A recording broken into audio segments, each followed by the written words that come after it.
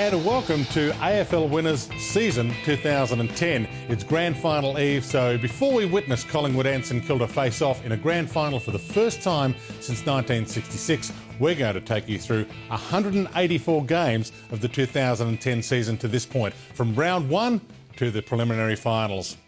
There were some notable changes over the summer. Carlton's bad boy Brendan Favola found a new home in Brisbane. Barry Hall left the Harbour City for Whitten Oval, and two teams began their 2010 seasons with new coaches at the helm.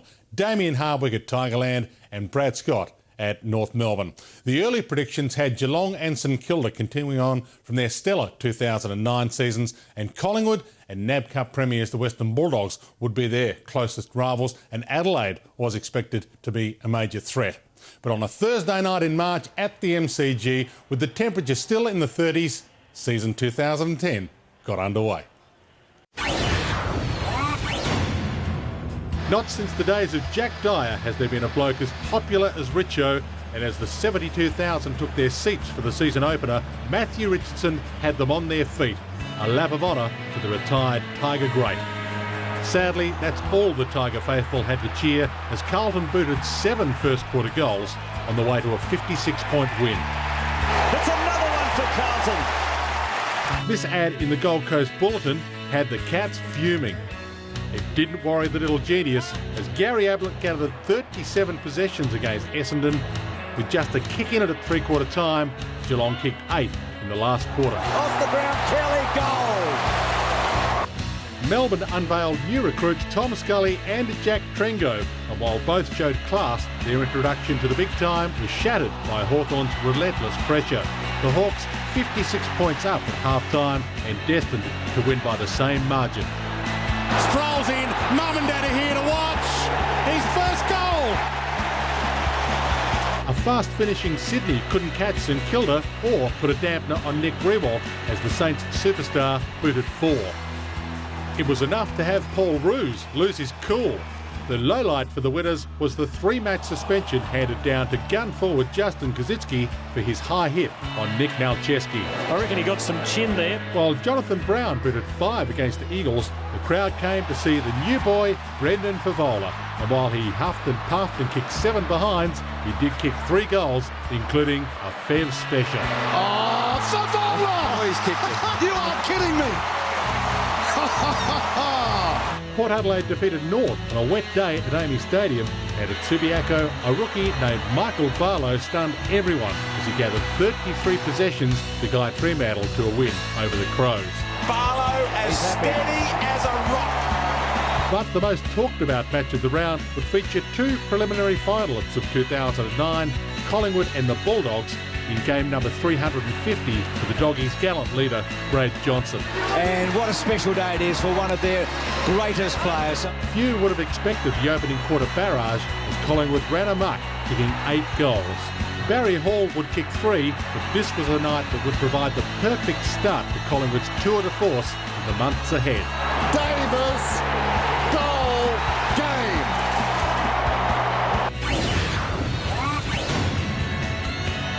Carlton led Brisbane by 7 points going into the last quarter at the Gabba in round 2, but the Blues' worst nightmare would unfold. Favola kicked 3 against his old teammates, and didn't he love it? However, Jonathan Brown stole the show with 7. And this one, though, slides through. What a magnificent kick. Wooden spooners against premiership fancies, Melbourne and Collingwood at the G, but it didn't work to the script. The Demons did everything but take the points in a thriller. A late goal from Leon Davis, putting the Pies in front. Miracle! Absolute miracle! And even then, there was drama to come. They've still got a chance. Bale runs onto it. 5 seconds left. He can win the game. He can tie the scores. He goes long. Bennett. He can't mark it. Oh, win! And he's heartbreaking for Melbourne. St Kilda smashed North by 104 points. Every eye on the St Kilda skipper as St Nick booted 7. He won't handle this time. He'll just kick the goal. At Subiaco, the hero came in the form of Jason Davenport. He'd been best of field against Eagles in 09, and he'd do it again. Davenport, another goal! His 4 goals in the last quarter gave Port a 3-point win. He's the man of the moment! minutes. Sydney broke a 6-year drought when they defeated Adelaide, new boy Ben McGlynn kicking 5 in the 43-point Easter Sunday win. He was on fire early and still on fire now. It was billed as a tribute to retired goal-kicking great Matty Lloyd, but Essendon's plans came unstuck when Fremantle shrugged off all sorts of hoodoos and notched a rare win in Melbourne. Stretches, and goals. The stars for the Dockers were a couple of mature age recruits, Hayden Ballantyne and, for the second week in a row, Michael Barlow. Barlow kicks the goal. The recruiting officers need a real pat on the back. The Bulldogs opened their account with a 12-goal win over Richmond, a comprehensive return to form for the Dogs and an eye-opener for the Richmond hierarchy as they pondered a long, cold winter. The biggest crowd of the round were treated to the best football of the round. On Easter Monday, Hawthorn and Geelong staged one of those battles that has become the norm. Tough, hard-hitting footy that tested the nerves of the players as well as the fans. Right, there's the president. He's up out of the seat. He's excited. There were reports. Oh, gee. There were great goals. Has it come off the sweet spot? It has. And there was the nail-biting finish as Ablett and Bartell turned the game in Geelong's favour. Another classic. They just couldn't help themselves, these two sides. Rocket on. Revolt, and that hurt. Revolt slow to get up. The moment St Kilda fans dreaded. Nick Riewoldt clutching his thigh, the game's most charismatic forward, and the Saints' inspiration would limp from the field with his hamstring in tatters, and we wouldn't see him in action again for 3 months. However, St Kilda would produce one of their best performances in recent years to defeat Collingwood for the 4th time in a row. Montagna kicks the goal. Things got ugly, words were exchanged, and in the end, Coach Mick Malthouse was $5,000 poorer and St Stephen Mill short $3,000. From 5 touches and one of the worst performances in his illustrious career to 44 and one of the best. Brent Harvey, an outstanding game. For Brent Harvey, a day to remember as North defeated West Coast and gave new coach Brad Scott his first win. 3 in a row to Brisbane, Jonathan Brown and Fev getting the rave reviews. Hey, guess who? Brown. While Brisbane was enjoying their undefeated status, former Lion Daniel Bradshaw was enjoying a smooth transition as a Swan. He'd kick 4 as Sydney demolished the hapless Tigers. I'm kicking him too, Jono. 6 in a row to the Bombers gave Essendon its best run against Carlton since the glory days of the 80s. That could be the knockout blow. 71,000 saw the Bombers lead at every change. An Adelaide side decimated by injury was no match for a young and enthusiastic Melbourne, and in round 3 the Demons broke through for their first win of the season. They've been addicted to tragedy. They may have turned the corner. Barry Hall kicked 6 against Hawthorn in one of the most physical matches of the year. Lewis has not moved. The Hawks would lose and then lose Buddy Franklin for a week after he took out Jason Ackermanis. Old timers who say it's not tough like it used to be, they're kidding themselves. The game's never been tougher. It's just an unbelievably brutal and demanding game. Yeah, there's nowhere to hide in the game now. There were 17 lead changes when Fremantle hosted Geelong, but the Dockers prevailed with one of the greatest wins in the club's history. Duffield to seal the game.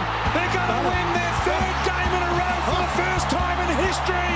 Skipper Matthew Pavlich, the hero, leading from the front with 26 possessions and 5 goals. Pavlich gathers the ball. Pavlich runs in to kick his 5th goal. He's got it. After 3 rounds, St Kilda, Fremantle and Brisbane were undefeated, while at the other end of the ladder, West Coast, Adelaide and Richmond were still waiting to sing their club song. For the Eagles, though, the agony was about to end.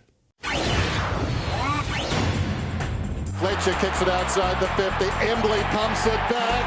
Oh, there's still fire on those embers. A 6-0 second quarter set up the Eagles' first win of the season.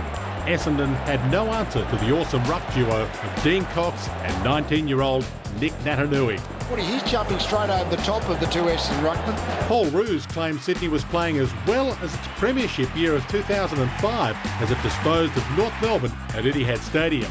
Jesse Watt with a big hanger two-time Brownlow winner Adam Goodes in rare form. Adam Goodes, you're a star. Danger signs for Adelaide as Carlton's top-class midfield and army of small forwards cut it to ribbons. He opened the door for Gartman, who kicks a magnificent goal. And while the Blues were on target, Adelaide was simply woeful. It's another miss. 2 5-goal bursts on either side of quarter time set up a huge Collingwood win over a brittle Hawthorn. And that is his very best. 11 Magpies contributed in this 64-point hammering enjoyed by nearly 70,000 at the MCG. Davis has got that look in the eye this time. Down but not out, Brisbane rebounded off the boot of Brendan Favola to upset the Bulldogs at the Gabba. The Fev looked out of sorts early, but in a robust third quarter, turned the game completely. He can kick it! He's got 3 of a kind for the corner! Jim Stynes was a spectator at the MCG, the Melbourne president looking on after having 2 brain tumours removed. And he liked what he saw as Melbourne made it 2 in a row, defeating the Tigers. Colin Sylvia kicking 5 in a polished display. Comes back inboard, sizes them up from 50, sends it long, that is brilliant! 4 games in, Geelong unfurled its 2009 premiership flag and unveiled a new cult hero. But the pod gets his chance to kick his first goal at Skills Stadium. Yes. On the wrong side of 28 and with a decade in the waiting room, James Podsy Ardley hit the big time. Pods will get a 5th. 5 goals in a 95-point slaughter of Port Adelaide. The ladder leaders St Kilda were under a cloud without Nick Riewoldt, and with Matthew Pavlich kicking goals and Aaron Sandilands dominating, they were also under incredible pressure from Fremantle. Sandilands, strong. 4 goals to start the final quarter effectively ended the Dockers' hopes. Takes him to the boundary line, the end over end ball. Mills kicked one of his best. Round 5 began when the Bulldogs hosted the Crows. The 33-year-old Barry Hall was in his element. He's got 3. He's hit a goal with Barry Hall. Spears it through. He's got 4. In Sydney, the bloke who replaced him in the goal square wasn't having a bad time of it either. Bradshaw, he was on his own for some reason. Daniel Bradshaw kicked 6 as he resigned the Eagles to their 4th loss for the year. Nice off the boot. Spears that through. For the first time in 4 years, Melbourne produced a hat-trick. You little ripper!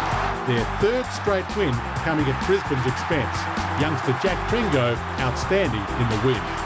The St Kilda run came to an end. Trent Ray will put Port Adelaide in front by 11. It would be Port Adelaide who burst the bubble, and the instigator was David Roden, just 4 months after knee surgery. Only 8 times in league history have there been more people at a game than the 90,000 at the MCG for the now traditional Anzac Day blockbuster.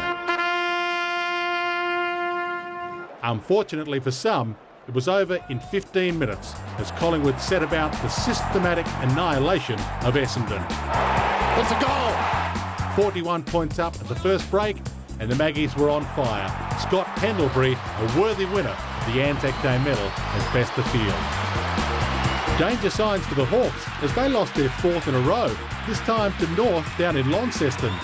Nice off the boot. Even with Buddy kicking 5, the Hawks look to be in disarray. North Melbourne season back on track. Hawthorn season on the brink of collapse. Fremantle dismantled Richmond after a shaky start as the same culprits inflicted the damage. He'll do some yapping now. It started in the ruck with Aaron Sandilands, progressed through Barlow and Ballantyne, and was finished up forward by Pavlich, who kicked 4 goals. And the biggest upset was saved for last as Carlton gave 71,000 at the MCG a Monday to remember as they ran the legs off Geelong. Garlett, Betts, Murphy, Yarran and skipper Chris Judd made the Cats look second-rate, which in this day and age is no mean feat. Judd with the finishing touches. The boys storming on at the MCG.